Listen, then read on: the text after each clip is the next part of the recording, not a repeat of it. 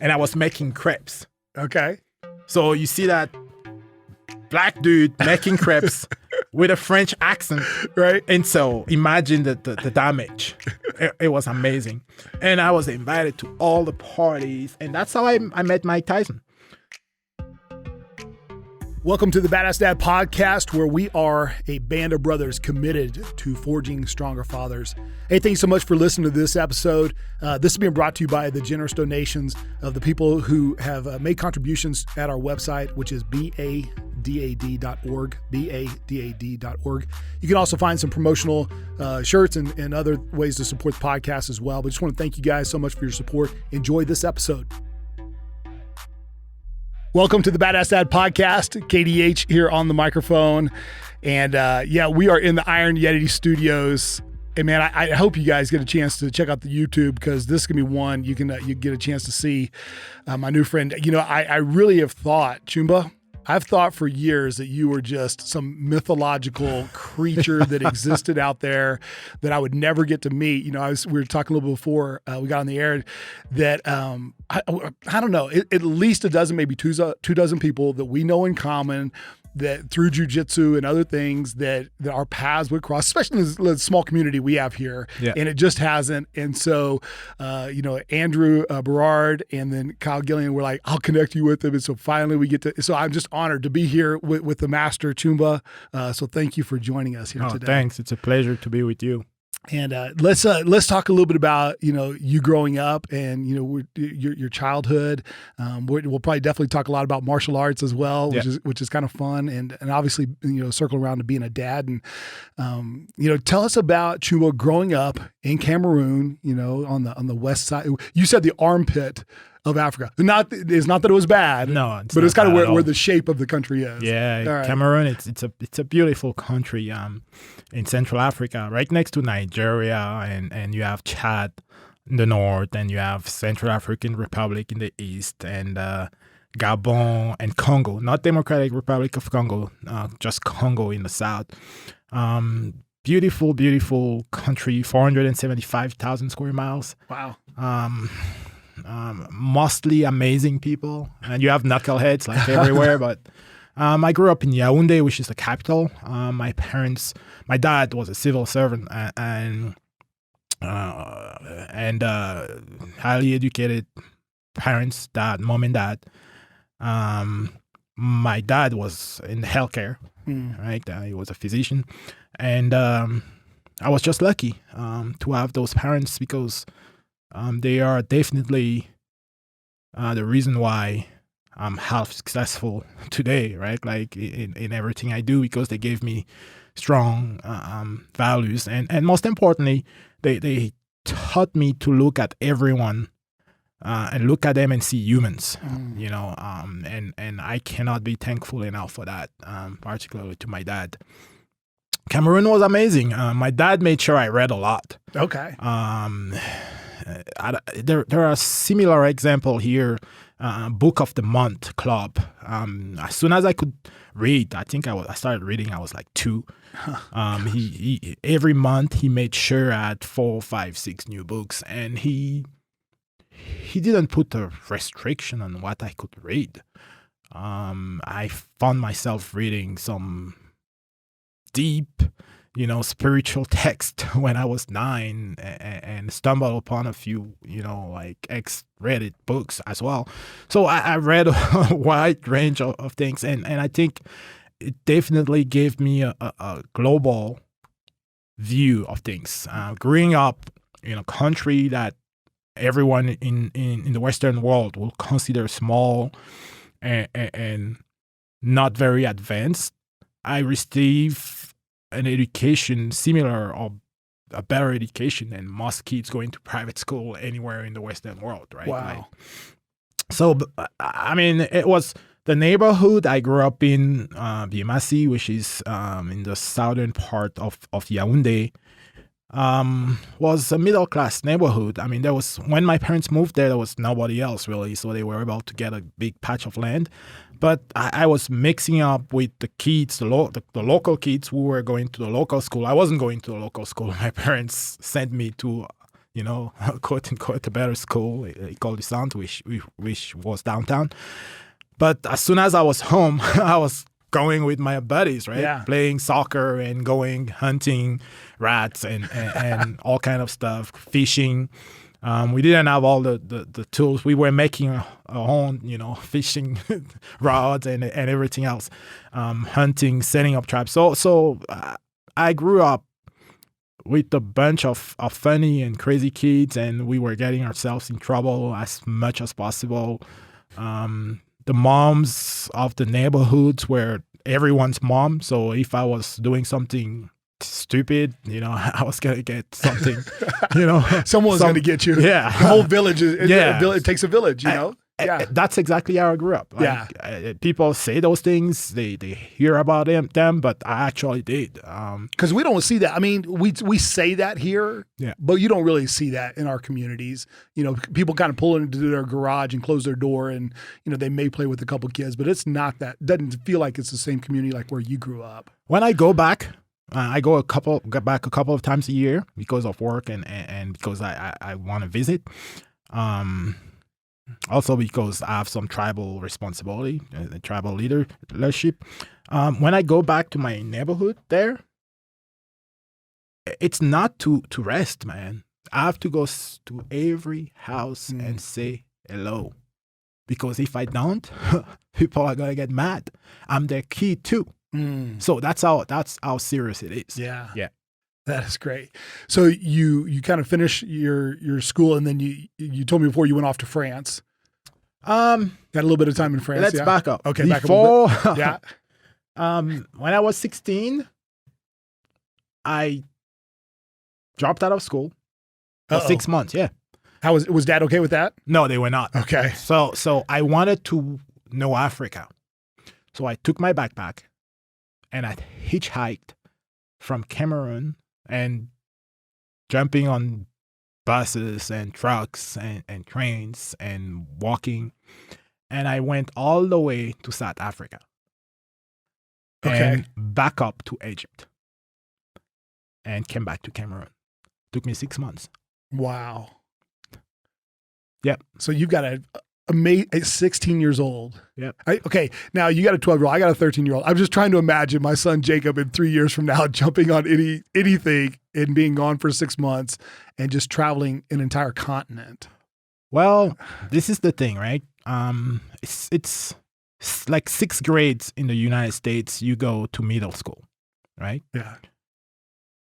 There was no middle school for me. There was a high school. Okay. So I was 11 and hanging out with people who were 16, 17, 18 years old because I was tall and I was a good athlete, so I could play soccer against them.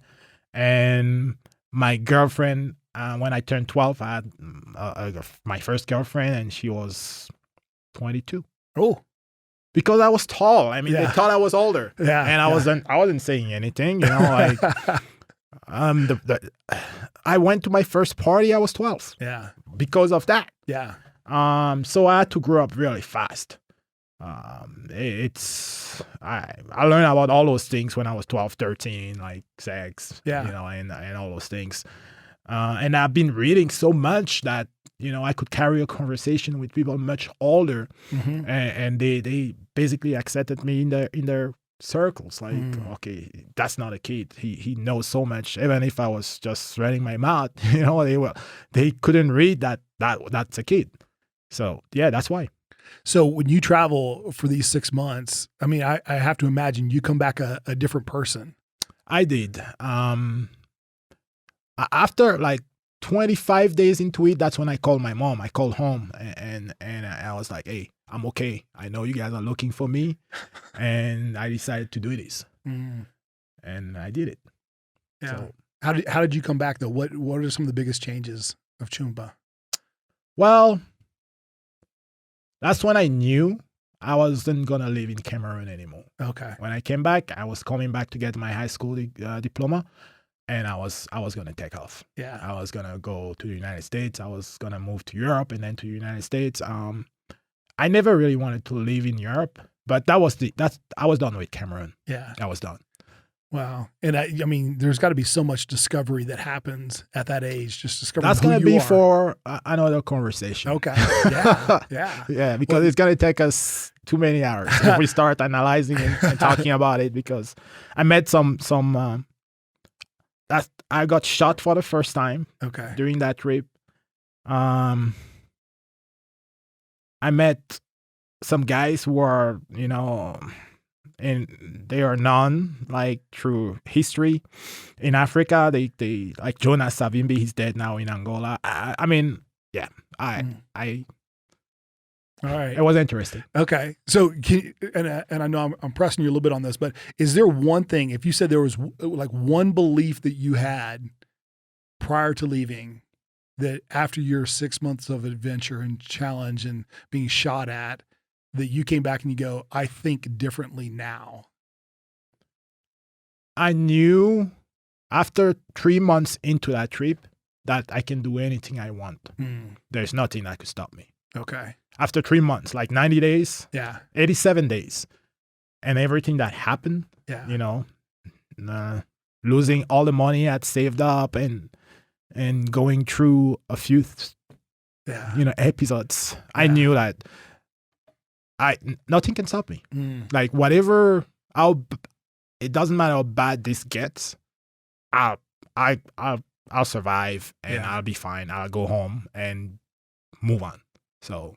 Well, and I just imagine that continues to this day to be a great source of encouragement and strength, that you can go back to those days all these years later and go, I made it through that, and now I have the self-confidence, I have the experience that I can do anything. It shaped me in a huge way. Yeah. I mean, my experience in Marine Corps too, and in combat, and having kids and seeing them growing up, all those things, right? That's what makes a person. Jiu-jitsu, training, but I'm telling you,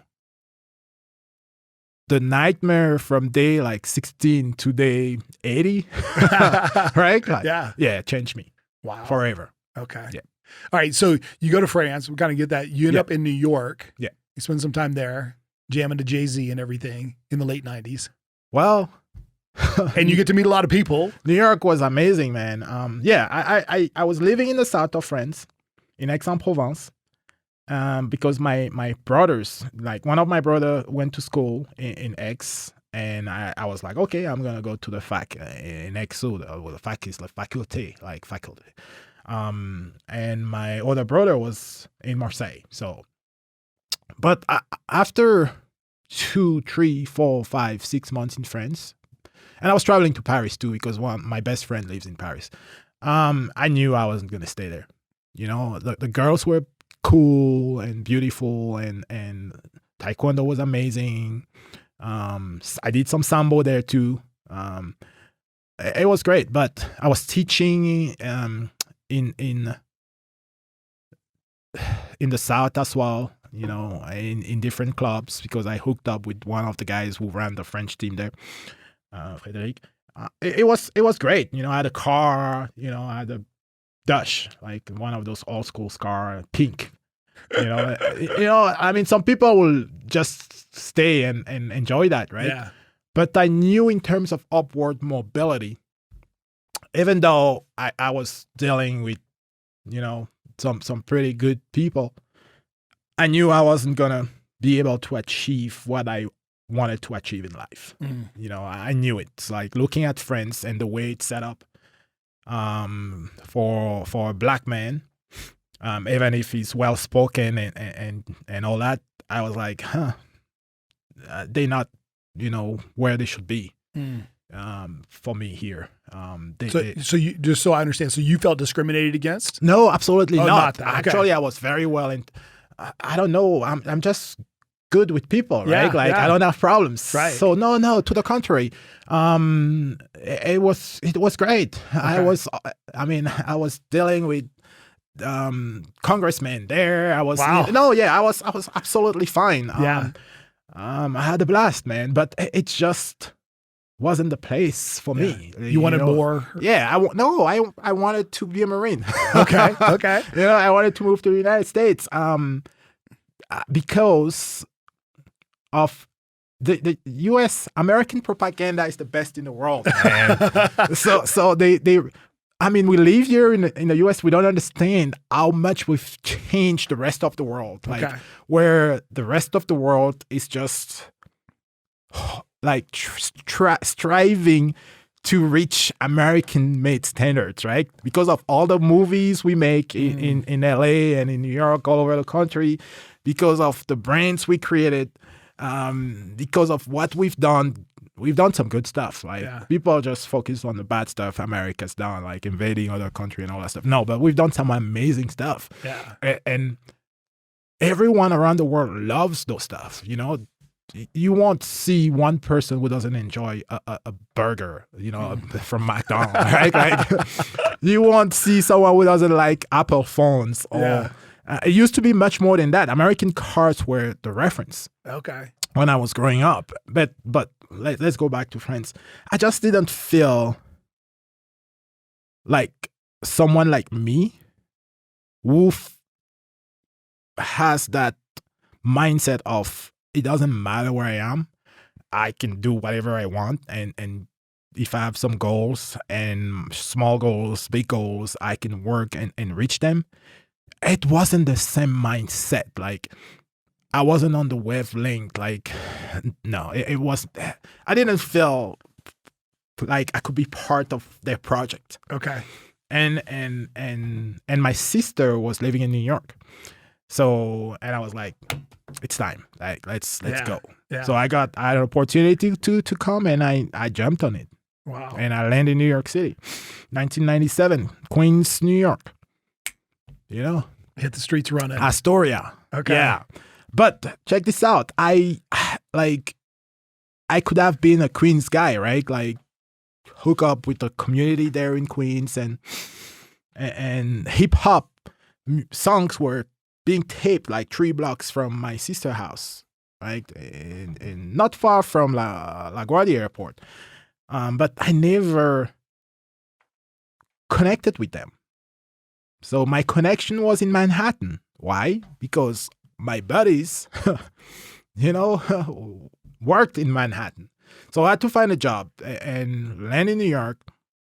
My brother-in-law takes me to that tree cutting place. I don't know. I don't even know how to explain it, man.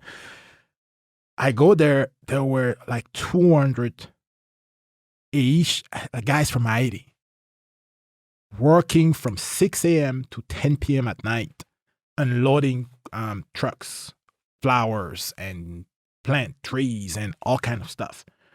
So I get there, I look at it, and I'm telling them, guys, you guys are working too hard, because the truck pulls up and they come one at a time, you know, pick up a box or a tree and take it inside in a warehouse. I was like, guys, do you know what a chain is? We line up and we just hand this over and we're done with this and we can chill out and tell stories the whole day. So I get there, like after like 4 hours working, I convince them, right? So let's do this. We line up, the first truck pulls up, bam, we empty it. Second, third, fourth. And it's done for the day. It was 2 p.m. 200 guys. Nothing to do until 10 p.m. Nothing. The work is done. Wow. So around 6, the owner calls me in. He's like, never do that again. Those guys need to work. They need to stay busy, man. If they understand that they can finish this job in 2 hours, they're going to work here for 2 hours and then I'm going to have to pay them for the whole day. What am I going to do? Yeah, you can't do that, man. I was like, man, that's small thinking. Yeah. If they do this in 2 hours, there's so much you can have them do. You can rent them. You can have them work with other guys and they pay you. You can do this. You can do that. He's like, no. You're going to be a troublemaker. So I was like, you know what? I'm done. I quit. So that was my first job. First day I quit. My brother-in-law wasn't really happy, right? But I told him, bro, I didn't come to the U.S. to do this, man. Yeah. So don't worry, I'll take care of myself. So I went the next day, walked around Queens, found a taekwondo studio, went in there, look at classes, and then after a few classes, I told the guy, you know what? I can do this better than you guys. Let me help you. You know, we can get better here. So he looked at me. He started laughing. I'm like, I wasn't speaking English well. So in my broken English, I was like, hey, I'll do this better. It's like, he's like, you don't even speak English. I'm like, there's no need, man. It's the body that speaks. Yeah. And he's like, okay, come back next week on this day and you will teach your first class. So that was my first job in the United States. I will never forget it. American Sports Center in Astoria, Queens. I started teaching Taekwondo. That was my first job in the United States. Wow. Yeah. And how long from there is it till you join the Marines? Because it's pretty quick. Right? No. Oh, no? 97. Okay. I already knew about jiu-jitsu, Gracie jiu-jitsu. Okay. You know, I've watched the VHS taped, Yeah. you know, of the UFC in 94. Like the UFC was in 93, the first one in Denver, but I watched the tape, the VHS taped of the wrecking machine. You see this small guy just taking those bigger guys, stronger looking guys down and just having his way with them, right? And my dream was to learn that. The only place I knew of, because I was reading a magazine, a French magazine, it's called Karate Bushido, and they had like pictures of technique, like, you know, those breakdown of technique. Like, people don't know how lucky they are now. You know? They go, YouTube didn't exist, man. Right. Google, no. Wait, Google, what do you mean YouTube didn't exist? No, Google came in 98. How would I learn jiu-jitsu? No offense, Justin. Sorry, just kidding. No, I'm serious. Like, people have no idea. Yeah. Like I used to, like, VHS tape. Maybe there were 2 or 3 VHS tape there. Wow. You know, like, but we were learning from magazines. So you see they have the picture set up going down and up, and you follow and you go try it on someone. Okay. That's how we were learning jiu-jitsu. Wow. To find a blue belt, there was no blue belt in Queens in 97. Oh my God. There was no jiu-jitsu school. There was no Brazilian jiu-jitsu school in Queens, New York in 97, 98. The only school I knew of was in Manhattan. Okay. There were 2 or 3 other schools in Manhattan, right? But the school was Henzo School. Henzo School, yeah.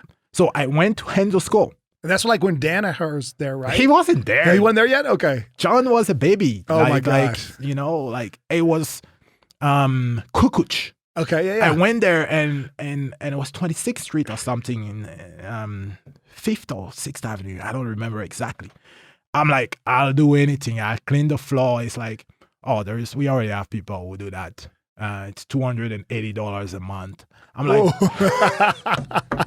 I looked at the dude. I will never forget that guy. And it doesn't surprise me that Henzo broke away from him. That's the guy that stopped me from starting jiu-jitsu in 1998. Wow. You know, I would have been a legend of jiu-jitsu, you know, if I had started then with those guys. No, I went there and he's charged me like, you want to, I don't know, maybe he thought I was a rich rapper or a game banger or something, right? Like, he was like, nope, $280 a month. And I was like, you know what? I'll come back when I have money. So didn't go back to Henzo until the next time I went to Henzo was 2003. Wow. I think. Yeah. If I remember exactly. I was on leave, you know, and from the Marine Corps, and I went back to New York and went and trained at Henzo because I had already started training jiu-jitsu, right? And I trained wherever I was going. I was training Virginia Beach.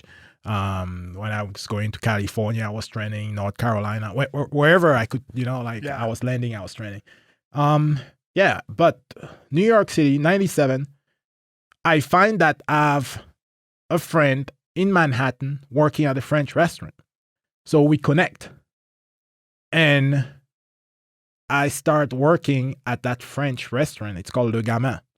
And the owner, Robert, becomes a friend. He was an amazing dude, you know. He lived in Gabon. He was in the French Foreign Legion. Wow. and all that stuff. Ends up in New York. You know, it's so we become really good friends, and that was it.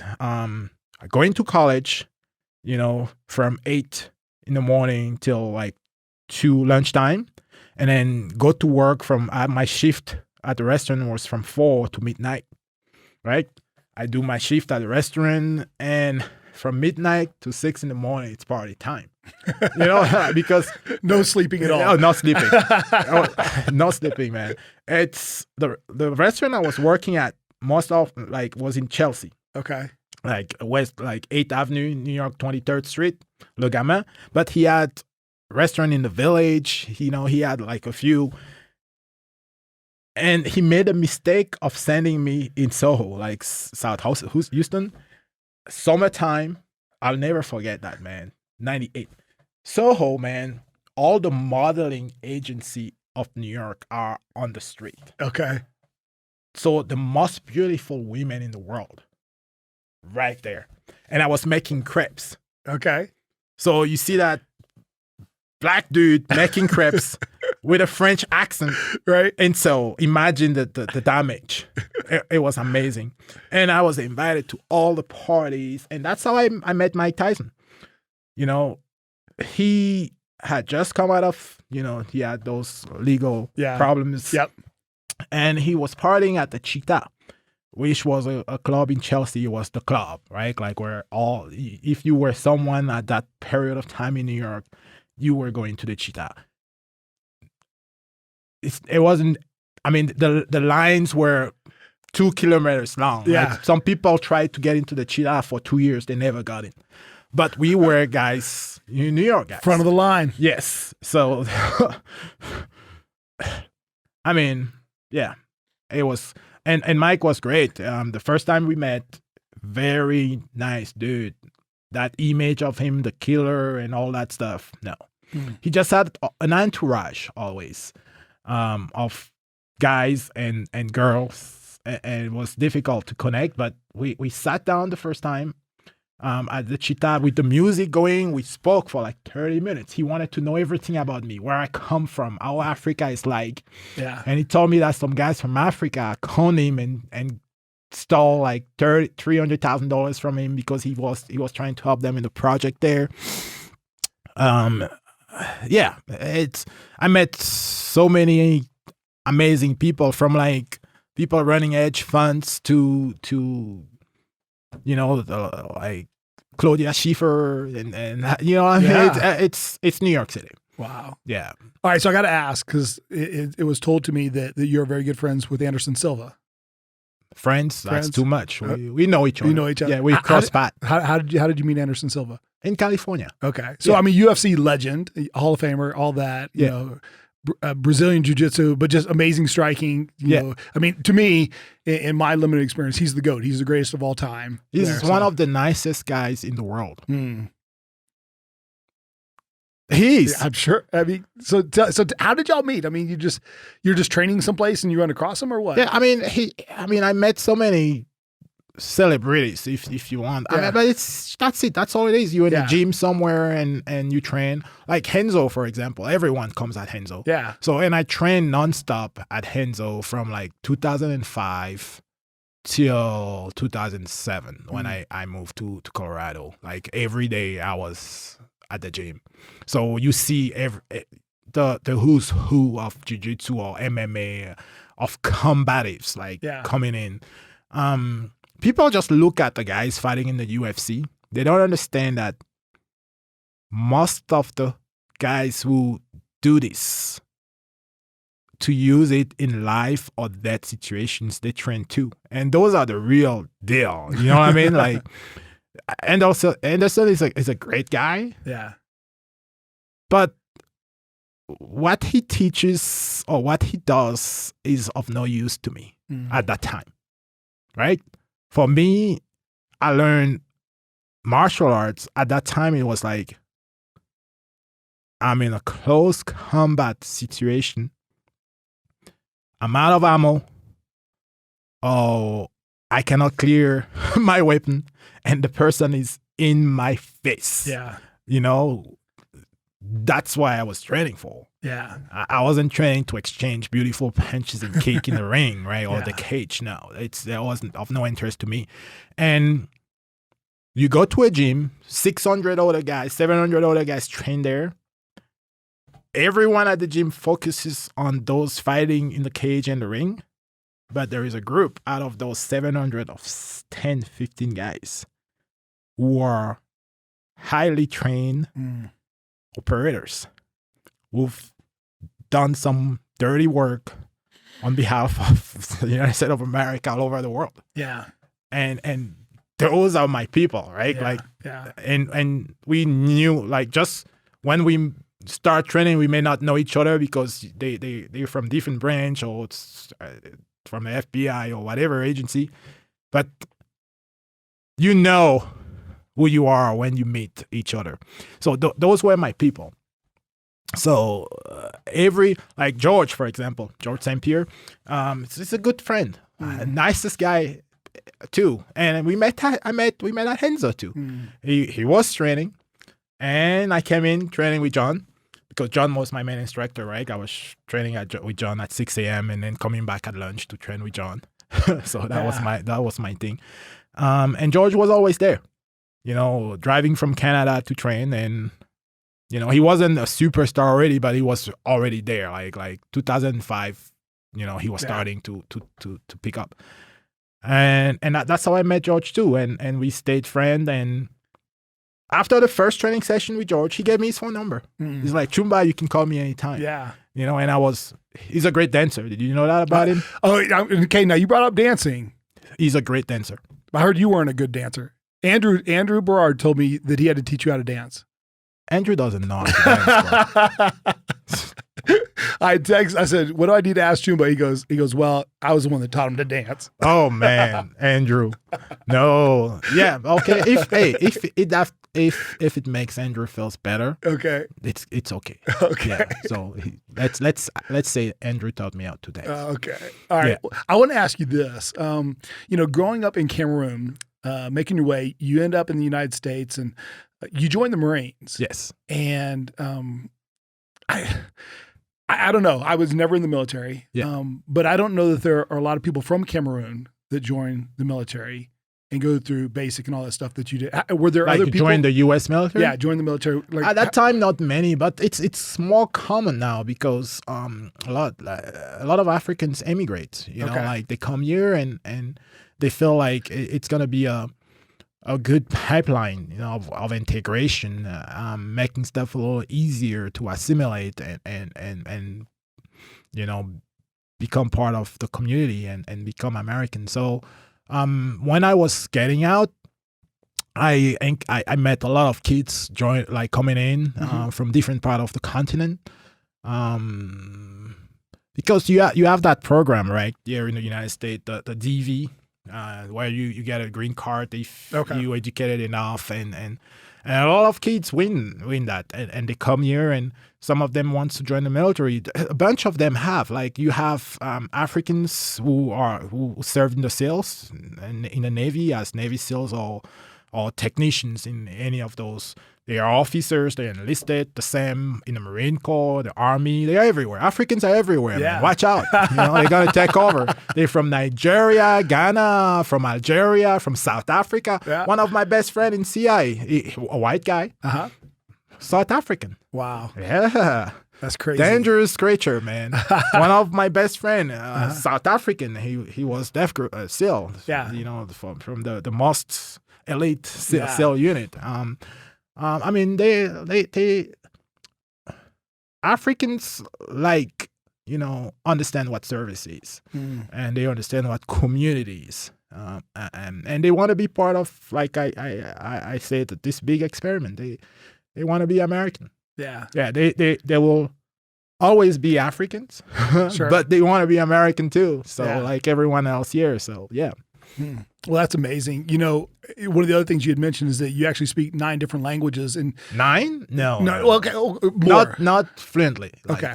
Well, I'm from Texas originally, and so some people would say I don't even speak English well. So I'm struggling just to get one language down. You got English, that's in England, man. You speak American. I speak mostly Texan is what I really speak most of the time. You guys are dangerous, Texas. You want us to see it all the time. That is true. That is true. So tell the story real quick about, so you come to New York, you don't even speak English, and yet you're trying to get into college. So how do you learn English? Bro, you listen to the radio, NPR, You watch TV just in English. You read books. Like the best way to learn English is read books and have a dictionary next to you. So I had 3 months, right, to pass the TOEFL because I was trying to go to St. John's. So, and it's a private school, so you need to have higher TOEFL score. So I had 90 days because there is a time limit to send your applications in. I didn't have a choice. It was do or die. And I realized pretty quickly that Americans, if you don't speak English, they think you're stupid. I didn't want to, I didn't want people to think that I was stupid. So I had to really, really, in 90 days, with my reading, listening to radio, Voice of America as well, NPR and local radios, talk shows, because no music, it was mostly talk show, and reading. So that's how I learned. I learned the grammar, conjugation, and I passed my TOEFL.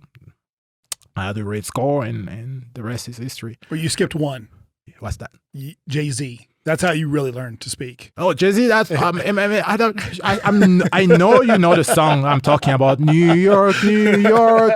That's 97, 98. Yeah. That summer. Like that was the song everywhere. Like you go in, you go, all the DJs were playing the song. Yeah. That's how you learned English. Jay-Z was my neighbor because I left my house, my sister in Queens, and I moved into an apartment with a friend of mine in Brooklyn. And Jay-Z was our neighbor. Wow. I'm not joking. Spike Lee's sister lived down the road. Wow. I mean, it was, and you see them. I was trying to be arty, like going to openings, and Fort Greene, the neighborhood I lived in Brooklyn, was up and coming. You could see change. If I had the cash at the time, I would have bought a Brownstown and I would have been millionaire today. But all those people were living around, and they were their music is there, the food and the art. You just have to be a willing participant, right? Yeah. And if you want to, meet cool girls, that's where you go. I wasn't going to go to church. That wasn't my thing, right? Yeah, I'm from a Catholic family, a big Catholic family. My uncle was an archbishop. I have cousins that are priests all over the world. Here in the United States, in Texas, one of my cousins is priest in Texas. I have some cousin priests in Italy, in France, all over the world. Catholicism is dying, right, in Europe and the rest of the Western world. So priests are coming from Africa to fill the gaps. So my family is a really big Catholic family, but I wasn't gonna go to church to find my queen. Yeah, you know what I mean? Like Eddie Murphy did. Coming to America. Yes. No. I was hanging out with the cool cats. And I met them all. Spike Lee was really cool. And Spike Lee, he came again when I was making crepes in Soho, because his studio was right there. Right there. Wow. Yeah, he brought his kids, and we were hanging out, talking. He was asking me about Cameroon and Africa. Yeah, really cool guy. So tell me, since you mentioned finding your queen, talk to us about how you met your queen. Oh, that's New York City again. So Christy, right? Christy. Yep. 9/11 happens. And the city's just going to hell, man. People were scared, right? Oh, man. A few days after 9/11, Marine Corps Security Battalion, like one of the teams, deploys to help secure things. Anyway, let's pull that aside. I come back from an assignment in 2003. And all my buddies, my friends, are meeting me in the East Village in a restaurant that belongs to another friend. And we're just proceeding to get drunk. Like we just get hammered. And she comes in with a friend of hers. And they had made a mistake, right? They were looking for another place, another restaurant. I was like, hey, where are you going, ladies? come on in here. This is the best restaurant and bar in the East Village. It was between Avenue 1, A and B. First Avenue, between A and B. Yeah. Luca Lounge, it's called. It's not there anymore. It closed. And they came in, they stayed. And I wasn't even talking to them, man. I was at the bar talking to someone else. And finally, her friend, right? Amy. She's the one calling me like, hey, you tell us to stay here and we just hang out with your friends. I had like 8 of my friends sitting in the couch there. And you don't even talk to us. I was like, okay. Oh, okay. This kind of girl again is going to bug me. So I went and I sat, and I started talking to them. I talked to Amy first. Very nice lady. We're still friends till today. Amazing. And I started talking to my wife. And she spoke so well. She was so articulate. And the vibes were, it was just an amazing vibe. And I told her right there, you don't want to deal with me. I'm bad news. You don't want anything to do with me. You too nice. You're such a nice person. No. I'm not going to, not even come close to you. Like, zero. It's not happening. That was it. I was like, you're too nice. Like, ooh, I'm not a good guy. You don't want to deal with me. I'm a good guy, right? But you know what I mean. Yeah. I'm young and full of energy at that time. I was very respectful of women and considerate, but the game had to be played then. But then we exchanged information and started talking. I left. I went back to Virginia Beach. And then there was New York City lost power. Okay. There was a big, 2003. Yeah, in 2003, there was a big power, I don't know what you call it. Yeah. An outage in New York. And the night before, she had like a nightmare. Like she had to walk like 40 blocks in Manhattan to go home and climb like 8 stairs. And when there's no electricity, you cannot flush your toilet. Oh. So I told her, I'm pretty sure they're still flying out. So before the airport closed, get yourself on a plane and come to Virginia Beach. And she did. Wow. The rest is history, man. Huh. If she comes to my, Yeah. you come to play on my field, you cannot win. I won. Yeah. So she came and that was it. That's amazing. I wouldn't let her go. Okay. Yeah. All right. So I have another little personal question to ask you. So tell me about how you felt when you found out that you were going to be a dad for the first time. Well, I was scared. I was happy. No, wait. Now you're, but scared. Hold on. You like hanging with Jay-Z and Mike Tyson and Spike Lee. Not anymore, Muay Thai. man. You're doing jujitsu Not at anymore. Henzo's. No. You're beating Not George St. anymore. Pierre. So, and all of a sudden you're scared. Come on I'm now. telling you, not anymore. After hanging with all those guys, I deployed to some very bad places, right? In combat, And my job was pretty straightforward, finding the bad guys and getting them off the street. Mm-hmm. So, and then you come home. After that, you have to become normal again. And your wife wants to have kids. And you want to have kids. But the day she tells you she's pregnant, that's scary, man. Like you act happy and all that stuff, but the level of it's not just you and her and friends and brothers and sisters anymore. It's someone you are solely responsible for. Mm. And I didn't feel like I can be as good as my dad. Mm. I was like, that's me, right? Like I can talk about it now, but I for like 3 months, I felt like I couldn't do this. I'm not ready. This is some serious I planned some missions, right? I did some interesting stuff. You know, but you cannot plan that. Yeah. You know what I mean? You just have to survive and make it work and learn and get better at it. And yeah, I was scared. Yeah. I'm not gonna lie. I'm not gonna be in front of you here and tell you some. No, I was scared. Yeah. Yeah. No, I was happy. Yep.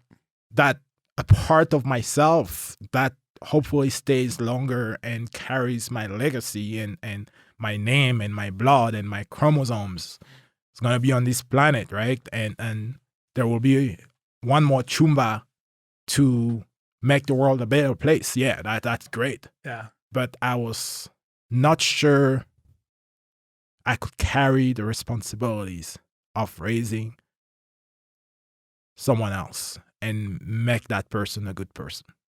I wasn't sure. So I was scared. Okay. Yeah. Well, that's good. One of the questions I've asked many of the guys on here, and it starts really with a statement, which is your oldest son or a daughter? Son. I have 2 sons. 2 sons. Yeah. Okay. What's his name? Oldest son? Vincent. Vincent? Yeah. Okay. So by the time he reaches age 18, you will have spent 80% of the total time you're ever going to spend with him. I think the COVID, this pandemic's fixed that, man. Yeah, between my little trips here and there, all my time has been spent with those 2 crazies. Yeah, you know, Vincent and Nathan. So I spent a lot of time with them. So yeah, but I understand. Your questions. So then the question is, so what are 3 things you want to teach your boys before they turn age 18? 1, always use a condom. Okay. 2, everyone you see, you meet, is like you. A person that has a dad, a mom, sisters, brothers, dreams, aspirations. So respect everyone. And 3, you're the best at everything you do. It's up to you. Yeah. So those are the 3 things. So how do you communicate that? Now, because I know what I would be thinking there, but you said, we'll start with number 1, always use a condom. Why do you say that? That's the 12 years old. I don't have those conversations with the 9-year-old yet. Yeah. But the 12-year-old, you can see, I mean, his body is changing, his voice, he's starting to talk to girls. It's going to happen. And I'm not a fan of teenage parents. You know, that's the worst thing that can happen to anyone. It's pretty sure that you're gonna have a tough life when it happens, unless you have some grandparents who take care of your kid for you. But that's not something I believe in either. So and then diseases. And teaching them, I say that not just for those things. I want to teach my kids to respect women. I grew up in a house where I grew up with women, so they were smacking me around if I was, doing the wrong thing, and that's how I learned respect. My mom, strong woman, my sisters, man. So by talking to my son about those things, I hope to teach him that he has to be respectful. You know how it is in the United States, those college athletes, all the boys anyway, like they get into situation and get accused of rapes, and I wouldn't want my son to go through that. And the best way to do it is us dads to start very early, to tell them that women are their equal and have to be respected.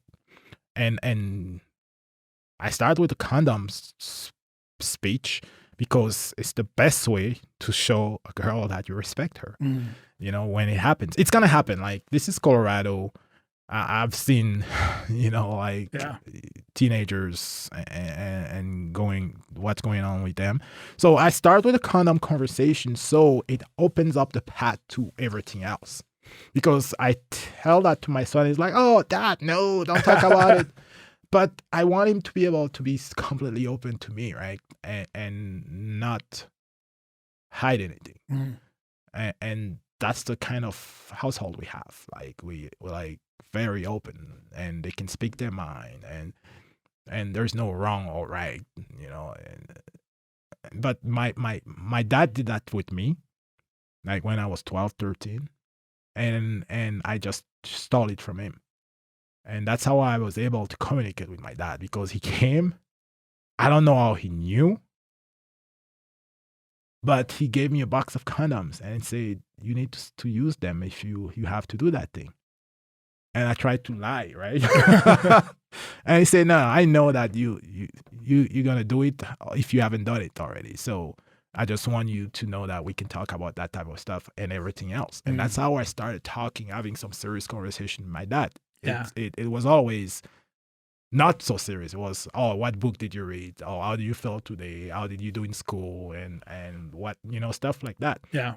But once we start having that personality, our personality, and start having our friends and our girlfriends, I was already having that, but I wasn't sharing that part with him. Right. And that was his way to bring me around and say, hey, even that part, I can help you with. Yeah. So when I say condom, it's because that's how I started that conversation with my son. He's 12, right? He's going to be 13 next year, but it's time, I think. Well, and you opened up a level of communication in such an intimate area that now lets him know that it is going to be safe for us to talk. Instead of you waiting for him, you brought it up and you initiated that. He was surprised. He was shocked. Yeah. And now he knows we can talk about anything. Yeah. Instead of trying to hide from the issues or whatever. Exactly. Okay, so the second one, you talked about respect and really respecting all people. Yes. We are living in a world right now, just a few weeks, since the George Floyd murder that has happened, and there's civil unrest out here.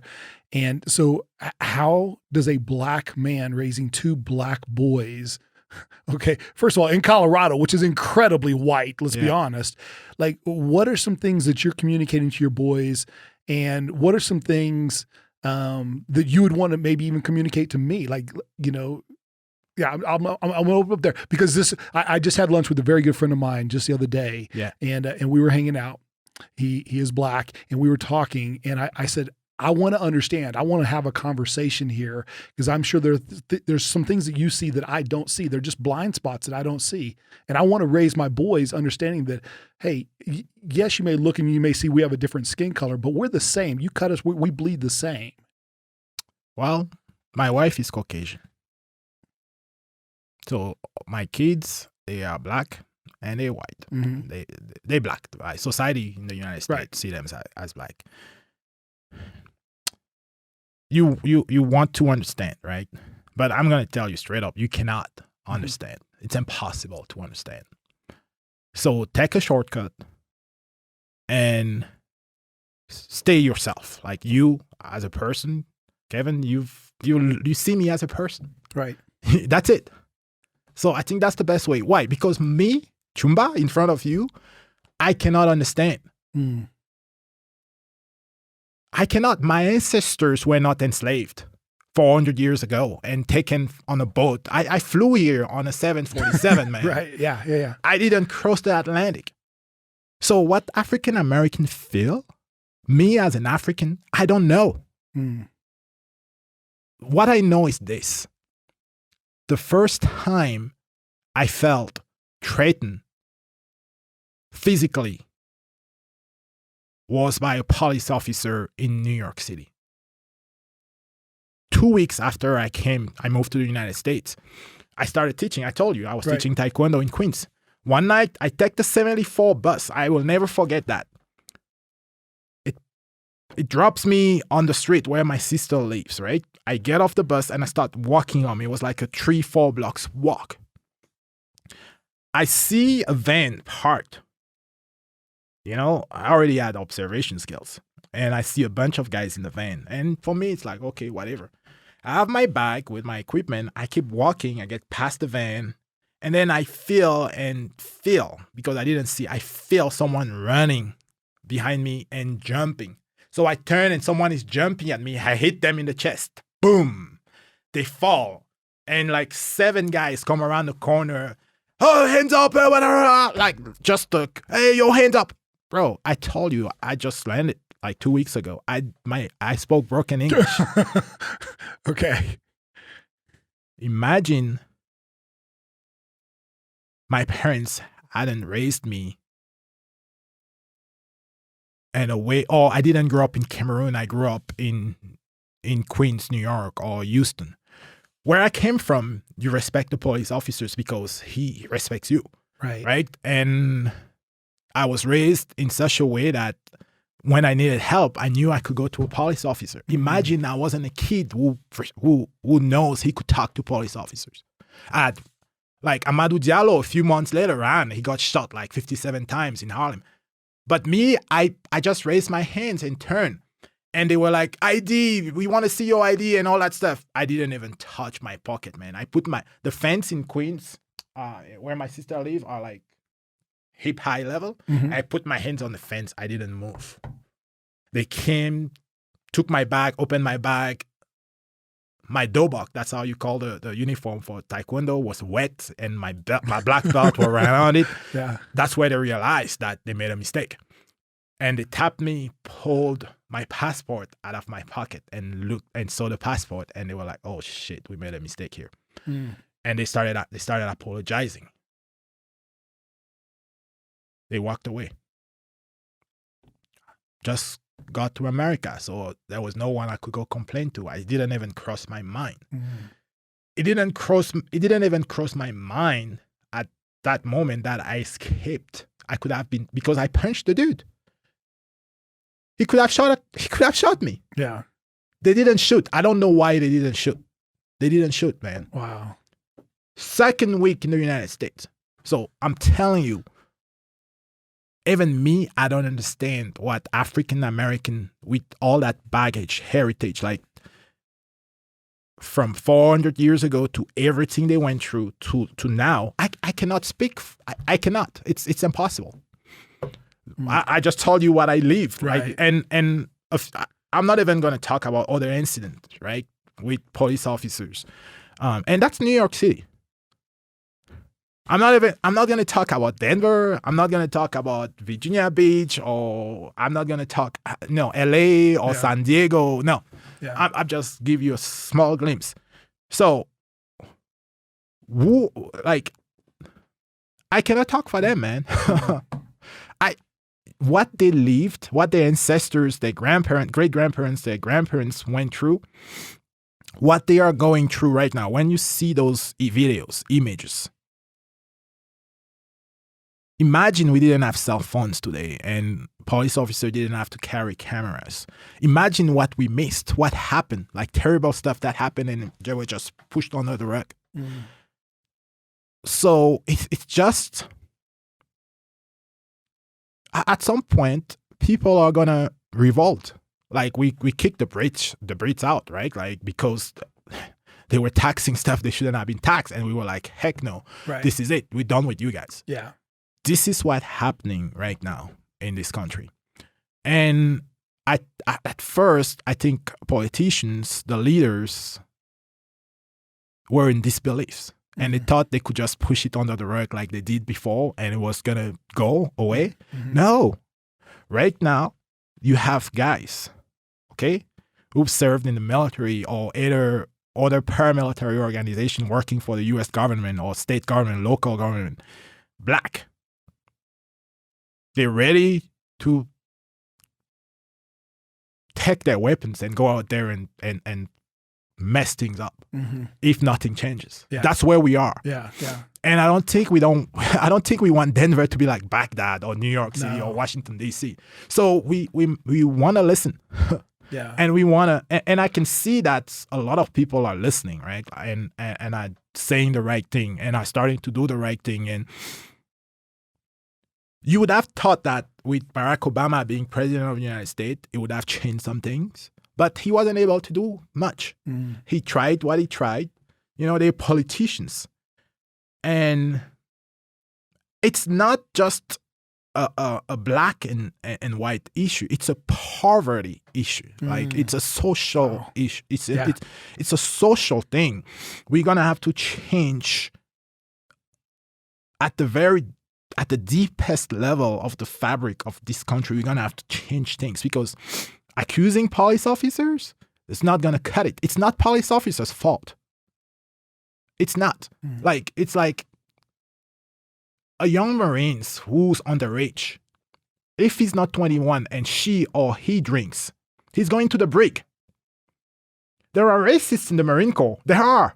But they cannot be racist because of the system, the way it's set up. Right. So this country, you cannot accuse officers, police officers. You cannot.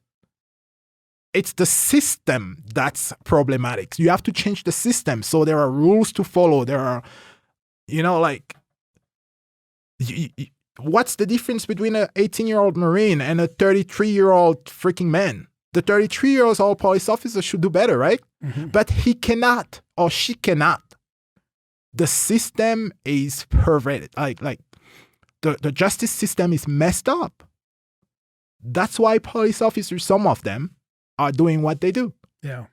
And that's why, and then their brothers, police officers, who are under the impression that it's us against the public that they're supposed to protect, right? Policing has to change. They are not behaving or acting like that because they are bad people per se. It's because the system pushed them to behave in such a way. So I'm not going to be the one accusing individuals. No. The system has to change. There is too many poor people in this country. Look at the pandemics, man. Now people understand we don't have a healthcare system. I hope they get it. Yeah. Yeah.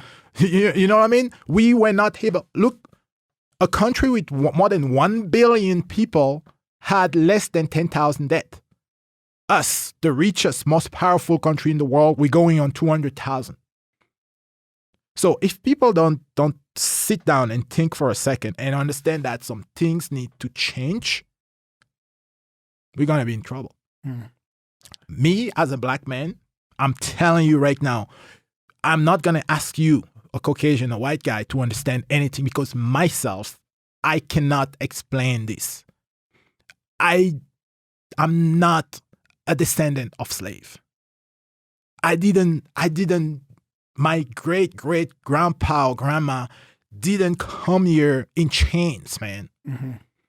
They didn't have to go through 200 years of working in plantations and being raped and beaten and killed whenever someone felt like it. They didn't have to go that. I don't have that in my genetic, thing. I cannot stand up here and ask you or tell you to do something that you cannot do. There's nothing you can do but look at them as humans. But you're raising two boys, yeah, that are African, yeah, really African American, yeah. And so how are you having a conversation? Because for me, I'm sitting here going, the second thing that Tchoumba said he wants to teach his kids is respect. And so it's got to be a way for me to teach my boys to respect someone. I'm sure you're doing that. Well, I want to get better. Yeah. And but I want them to understand that. So, but what do you teach your boys? Because I don't know that we can legislate away hate. Well, most of it is my wife, to tell you the truth. Okay. It's not me. Yeah, my kids, I just tell them. I tell them all the time. You have to look at everyone else as a person that's just like you. Yeah. Like if someone is having a hard time, help them. And we are in a great school system. Like Cherry Creek is really good, and they're trying their best to do that at school with the kids as well. It's me, myself, I can only do so much.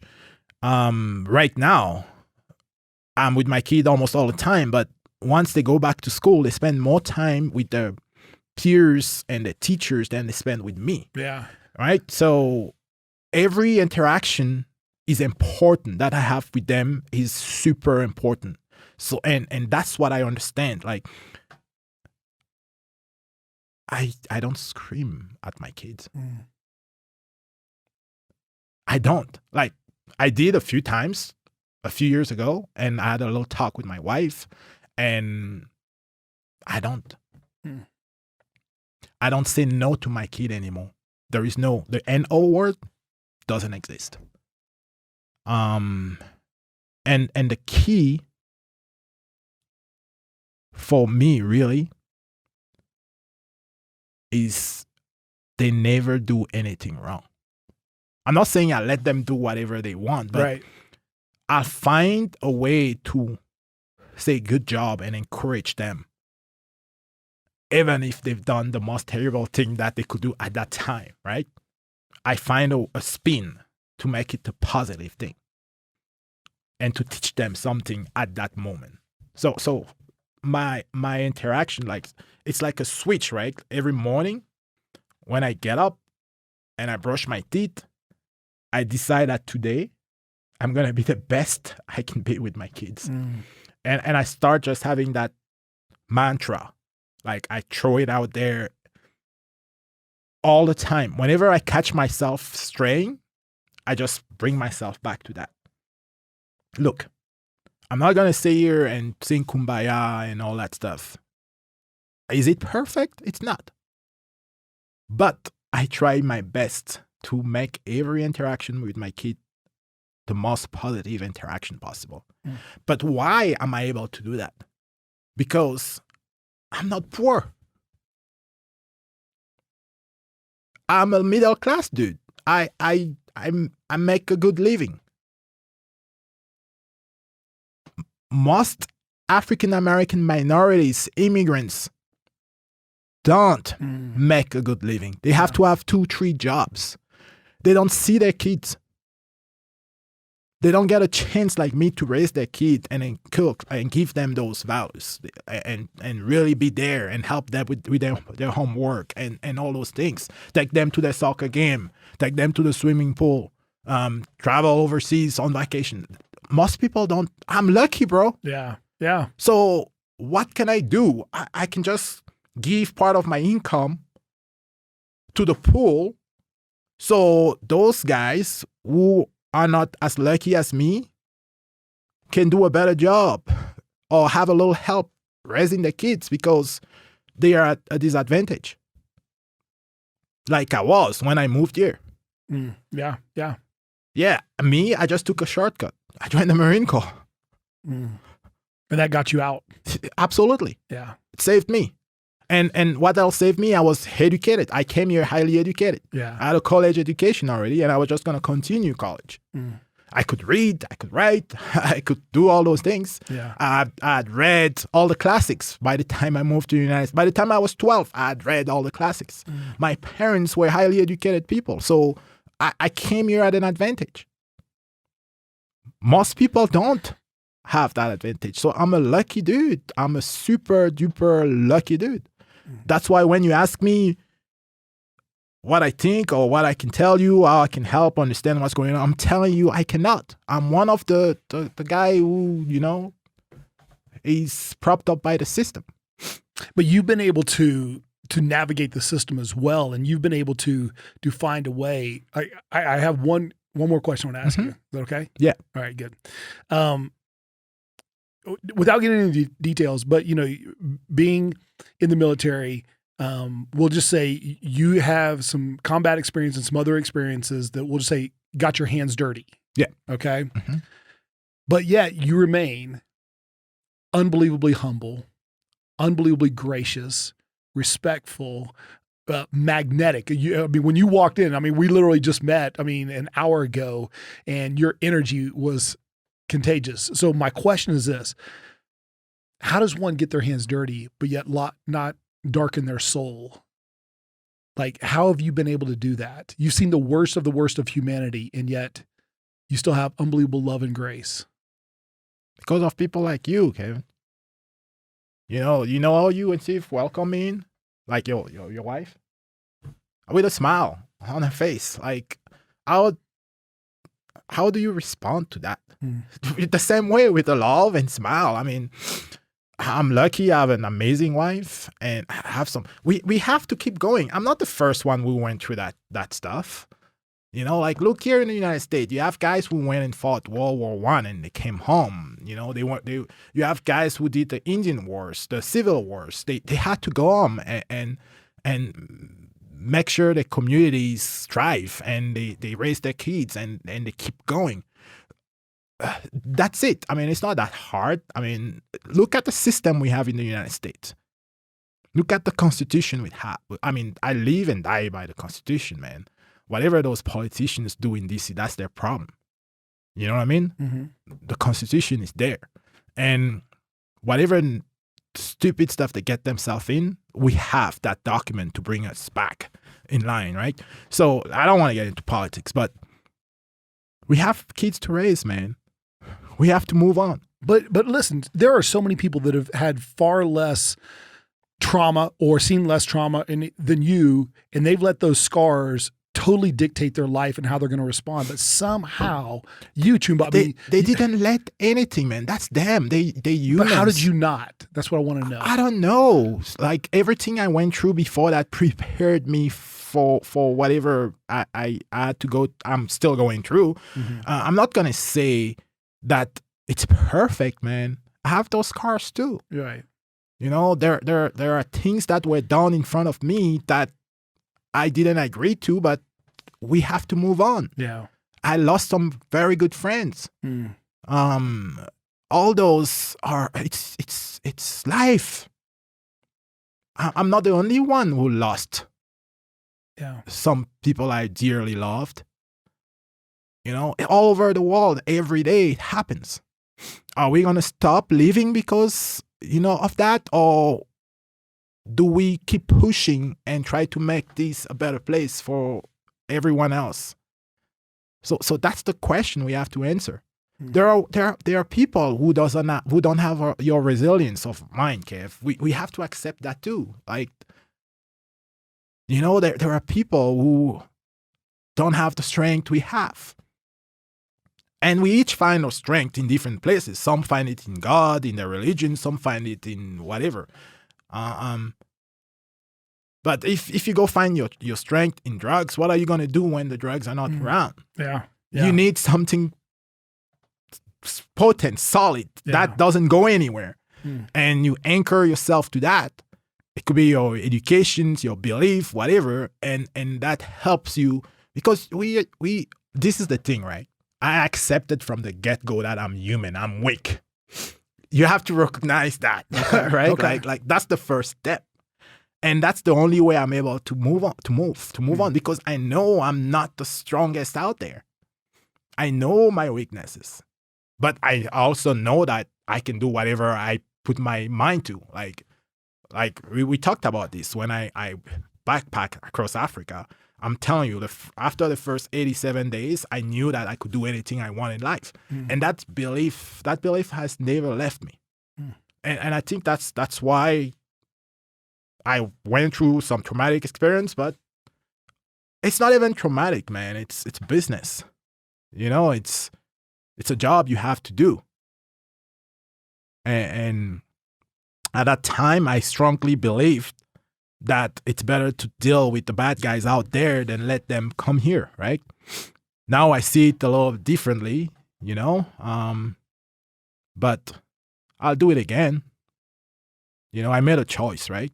To be an American and to defend and protect this way of life. And if I have to do it again, I'll do it in a heartbeat. Because everything I have, this country gave me.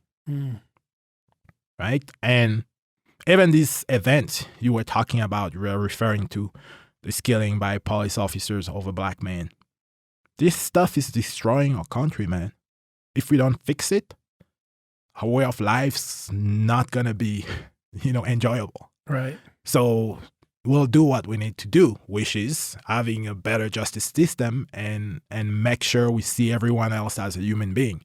It's got to get done. If anyone can do it, it's the United States. I strongly believe that, right?